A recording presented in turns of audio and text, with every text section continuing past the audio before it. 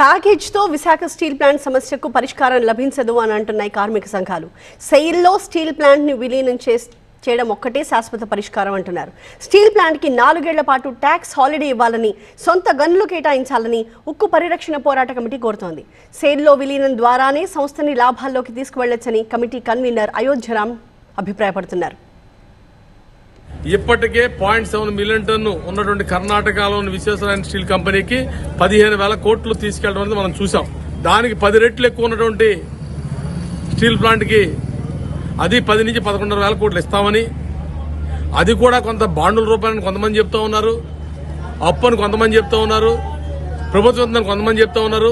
ఏది వాస్తవమో తెలియని పరిస్థితి. కానీ డబ్బులే సమస్య పరిష్కారం అయిపోతుందని మేము అనుకోవడం లేదు. స్టీల్ ప్లాంట్ సేల్లో కలిపితే శాశ్వత పరిష్కారం.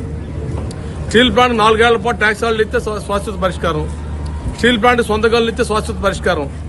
మరోసారి అడిగేదానికి అవకాశం లేకుండా స్టీల్ ప్లాంట్ లాభాల్లో తీసుకుపోయేందుకు అవకాశం ఉందని మేము భావిస్తా ఉన్నాం. చంద్రబాబు నాయుడు గారు చెప్పారు సెంటిమెంట్ ప్రతిరోజు పనికిరాదని. కాబట్టి ఒకసారి ఇచ్చారు, రెండోసారి ఇస్తే మూడోసారి అడిగేదానికి అవకాశం ఉండదు.